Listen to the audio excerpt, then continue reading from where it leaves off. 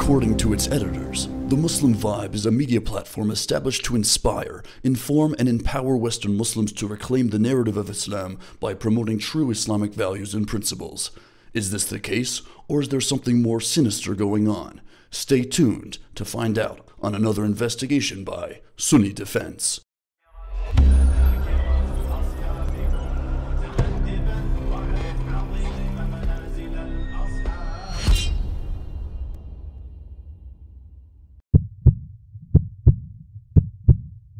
The Muslim Vibe was founded in 2014 by Salim Kassam and Haseeb Rizvi.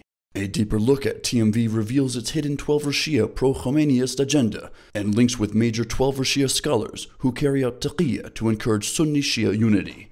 Quite a strong claim, we know, but stay with us and by the end of this video, you can decide for yourselves. During our investigation, one of the main members of TMV was involved in an incident which resulted in TMV deleting evidence, such as articles and tweets, that would have exposed their links further. Fortunately, we were able to successfully archive all critical evidence prior to its deletion. Taking a closer look at Salim Kassam, we find that according to his LinkedIn profile, that he was a former employee of Ahlul Bayt TV, a major Shia platform which promotes a pro-Khomeinist agenda.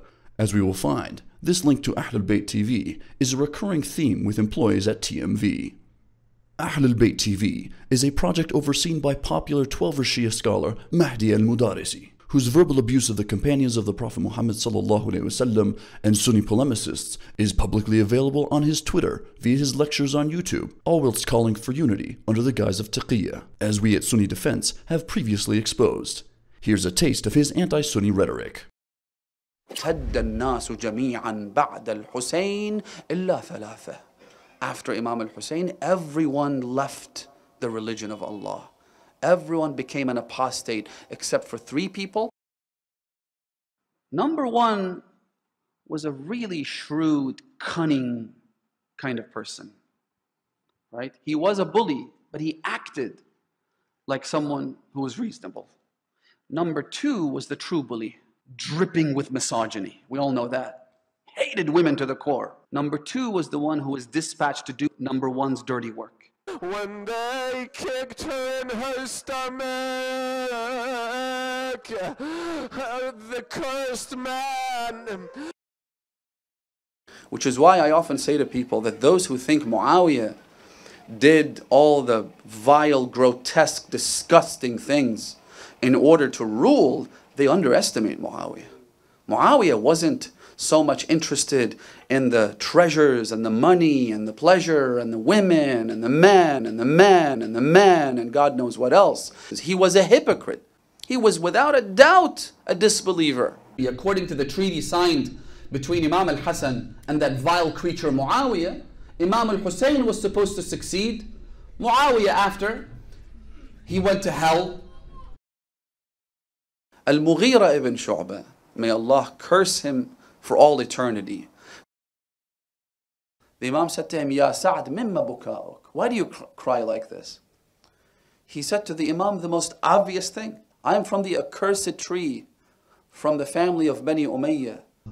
And just remember the fact that Banu al-Abbas were such savage monsters. Al-Bukhari was a master deceiver. Al-Bukhari was the ultimate censorship machine. In this tweet, Mudarrisi uses a light bulb, a reference to a common slur used by Twelver Shias. Bulb, Bar, Umar, Lat, Bishmar. May Umar be cursed endlessly. These are just a few of his inflammatory statements. Salim Kassam has also hosted another inflammatory speaker on his podcast, known as The Rogue Muslim. Like Mudarrisi, the Rogue Muslim doesn't shy away from controversial comments. In Kassam's article, he praises popular Shia scholar Azhar Nasser, who has previously been exposed at Sunni Defense for his Taqiyya mongering, as well as multiple cases of plagiarism. Unfortunately, brothers and sisters, we live in a world today where Muslims are constantly at each other's throats. Muslims are fighting with one another and disputing with one another and bickering amongst each other. The son of Khattab hit her in her stomach until she miscarried Muhsin. Fatima al-Zahra martyred. By who? by those who call themselves the companions. First and the second Khalifa, the strategy was to systematically destroy the Sunnah of the Prophet. It's possible for someone to speak about religion but live an irreligious life. And Muawiyah, for example, was a master of this. Munafiqeen are essentially kuffar in disguise. You know, we're not talking about a handful of people. And these munafiqeen, they essentially took over after the death of the Prophet. This ummah divided and destroyed by those who claimed to be the closest to the Prophet, who had sweet tongues, but whose hearts were filled with hypocrisy. There are three elements, there are three ingredients of effective communication. Now, there are three ingredients, there are three important aspects of effective communication. Well, some of you, it'll save your marriage. And this is advice that will help a lot of married couples. She cooked dinner for you. She prepares dinner for you. And you're about to start eating, and you notice it's a little less salt than you're used to. And you start eating. But then you notice that the food needs salt. It's very bland. Beneficent. Have you ever used beneficent in a conversation with anybody before? Have you ever used the word beneficent in a conversation? Azhar Nasser has even been featured on the TMV podcast, and his wife Layla is listed as an author on TMV. Kassam's writings seem to be reflective of his associates. For instance, in one article from 2015, he lists ISIS and sectarianism as two major issues to look out for. This what he calls Wahhabi rhetoric, is widespread in most of his works, such as his article in The Independent from 2019, where he linked the Umayyad Caliphate to the terrorist group ISIS.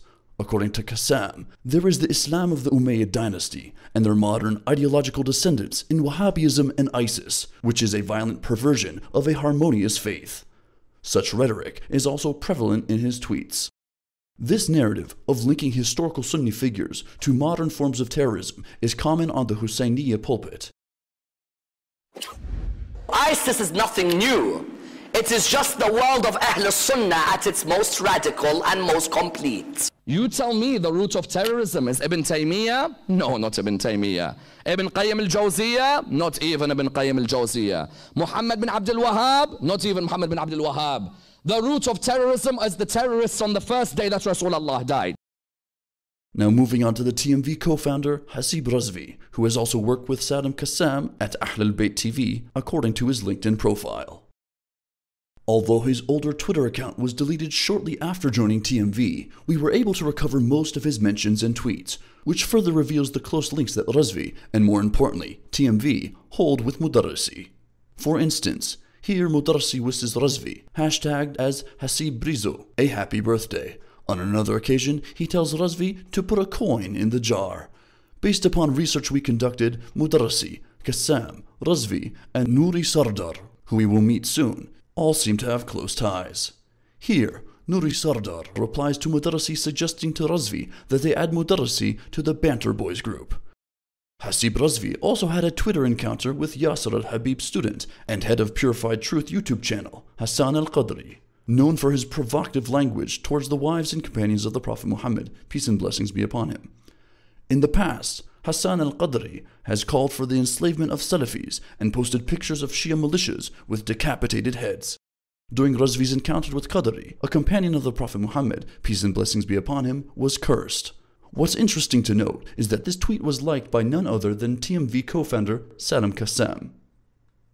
We were also able to obtain evidence of Rizvi being a Shirazi Shia.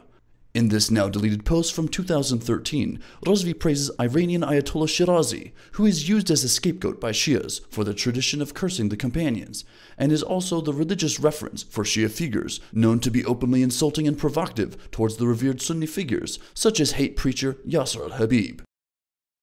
However, Rizvi does take consideration to hide his tracks by condemning Yasser al-Habib and his associates in an article from 2016, equating him to a Wahhabi and Jem Chowdhury.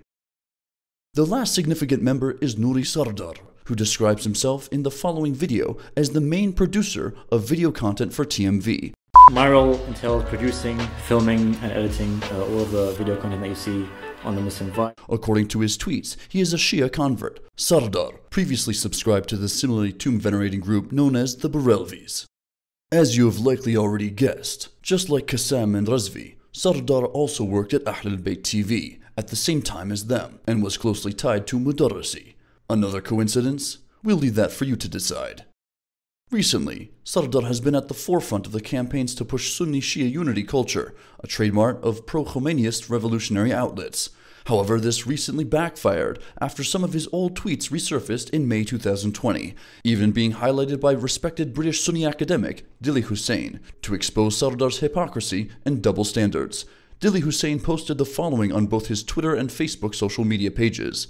Makes it difficult to work on Sunni-Shia unity while cursing one of the most beloved companions and father-in-law of the Prophet Muhammad, peace and blessings be upon him, in reference to Sardar's tweet cursing Umar bin al-Khattab radiyallahu an.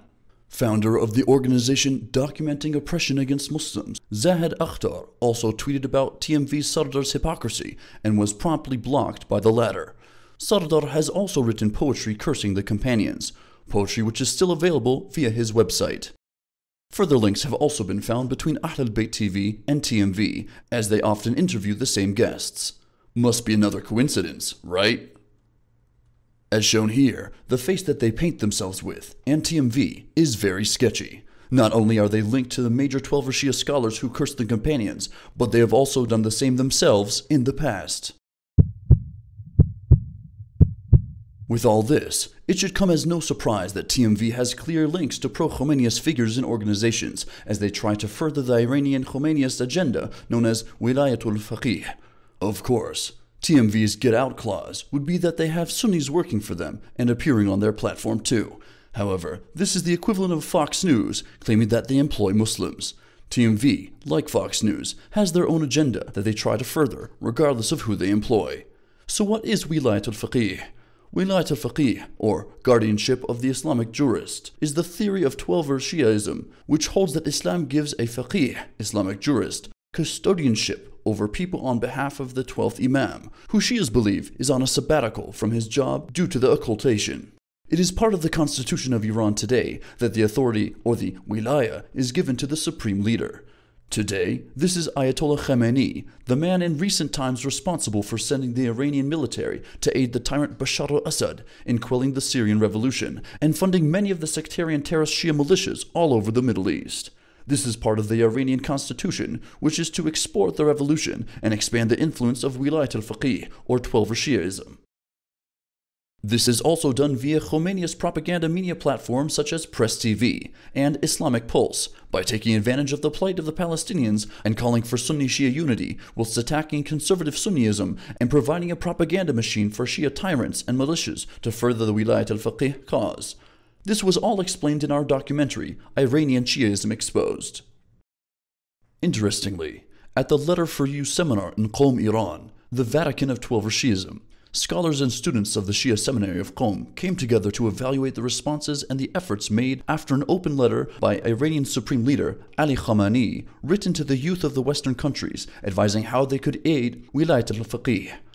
Khomeinist propagandist Muzaffar Haidar openly explains how the Muslim vibe is part of the Wilayat al-Faqih agenda in furthering the neo-Safawi Khomeinist cause. To the youth in Europe and North America is an online open letter written on the 21st of January 2015 by our Supreme Leader, Ayatollah Ali Khamenei.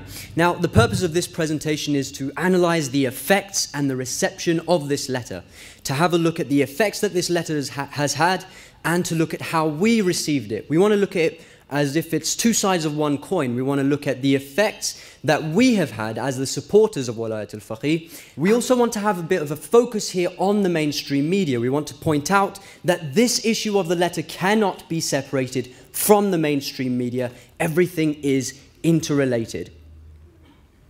Also, we want to be having a focus here on the Western media organizations, simply because the target audience of the letter was the youth of the West. So first we're going to have a look at the organizations which represent our views, inshallah. The organizations which have been spreading the views of Wilayat al-Faqih. So here we have some statistics. We can see the MuslimTV.net, AIM Islamic Mission, ShiaTV.net, Mahdi Global Media, Islamic Pulse, IslamicIdeology.net, Pure Stream, the MuslimVibe.com, and Khamenei.r. One element of the Khomeinist agenda is promoting Shiism under the guise of Taqiyya by calling for Sunni-Shia unity. Iranian Supreme Leader Khamenei regularly promotes the message of unity, yet Twelver Shia theology and statements of Khomeinist scholars, as well as his political actions, are in contrast to this message. Khomeini himself advised Taqiyya al-Mudaratiyya, deception by integration, which he described in Al-Rasil, Volume 2, page 147. It is the act of making those who differ with us, Ahlul Sunnah, love us and lure them by friendliness in a situation where there is no fear or harm of damage to the Shia, unlike the Taqiyya of fear. صحبت دیگه‌ای هم با برادران و خواهران شیعه دارم، پیروان مکتب اهل بیت. امامان معصوم ما توصیه فراوان کردند که تلاش کنید به اینها نزدیک بشید، نگرانی هاشون رو رفع کنید، در نمازهاشون شرکت کنید. امامان معصوم ما جملات بسیار مهمی در باب تقیه دارن. می‌فرماید امام صادق که التقیه دینی و دین آبایی، تقیه دین من و روش آبا و گذشتگان من است و لا دین لمن لا تقیه له، کسی که تقیه نکند دین ندارد. مراد از تقیه صرفاً تقیه خوفی و ناشی از ترس نیست، بلکه تقیه شامل تقیه تحبیبی هم می شود. ارتد الناس بعد رسول الله الا ثلاثه. اون ثلاثه شد به اندازه 500 میلیون تقیه این کار رو داشته. الا اگه از هم اول به سب و طعم و فلان اینها مشغول می شدیم مدت زیاد می شد. درسته هرچه توی اهل سنت نزنید تقیه بکنید. ما از زمان پیغمبر از زمان اهل تومانی تقیه می کردیم که حالا می کنیم، حرفی نداریم. I mean, for example, sometimes you find our brothers from Ahlul Sunnah saying, you, the Shia, tell me your real beliefs. What's your real beliefs? Why don't you say your real beliefs in front of us? What are you doing taqiyya? You're lying? No, we're performing reconciliatory taqiyya, which means what? I could say my real beliefs, and I could come out openly with my real beliefs, but I appreciate there are certain figures that you have respect for who I may differ over.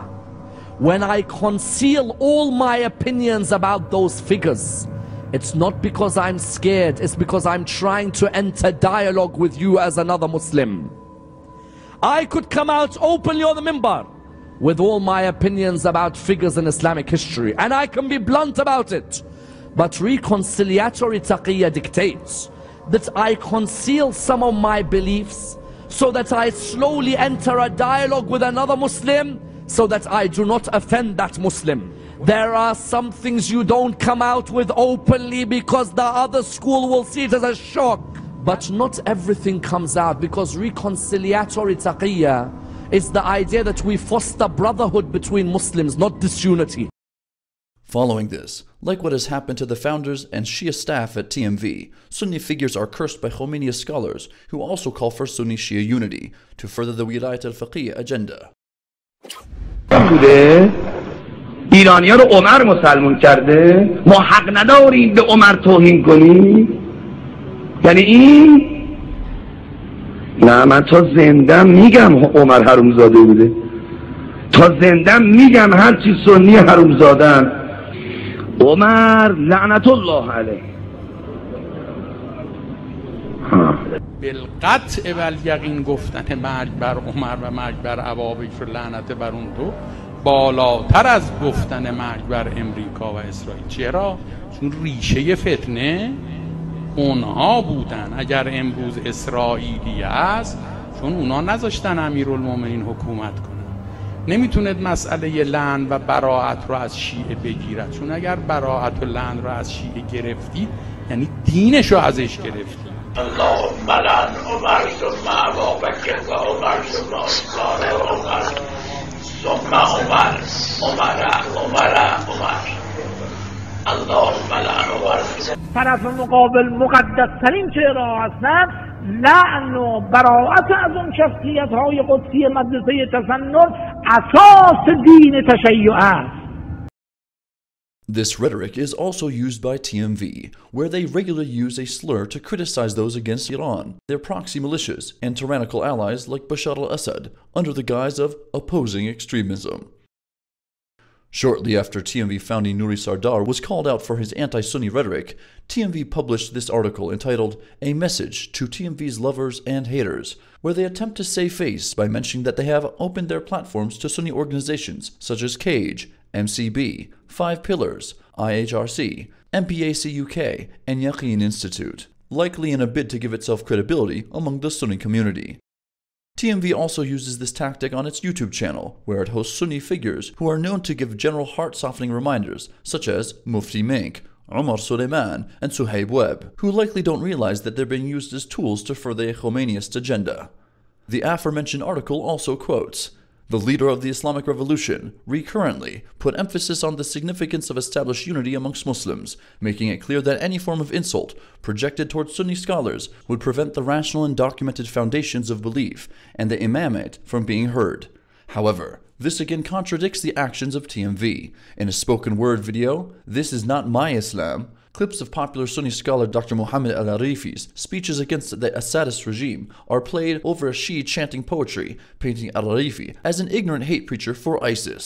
See, too many layman preachers are teaching our angry kids all about how to hate and divide rather than love and unite. They come with a message written in blood.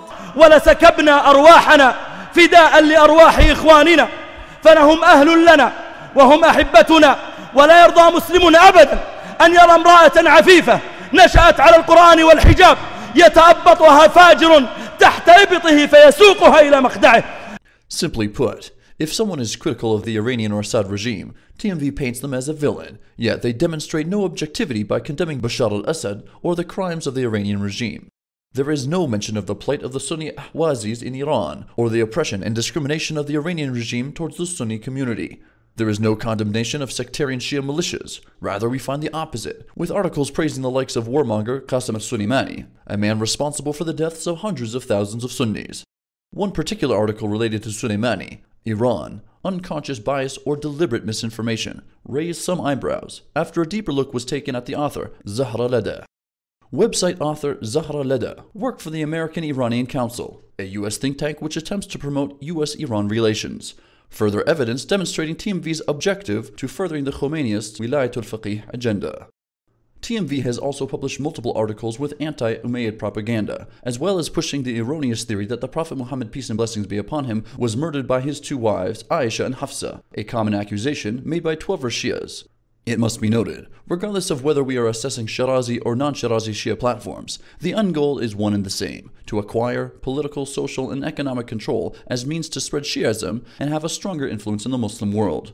When it comes to theology, they are united on takfir of the Sahaba, as it is in fact part of the Shia tradition. Many of the fatwas issued by non-Shirazi scholars which prohibit ritualized curse of the Sahaba are a new modern phenomenon and essentially stem out of the post-1979 Iranian revolutionary context.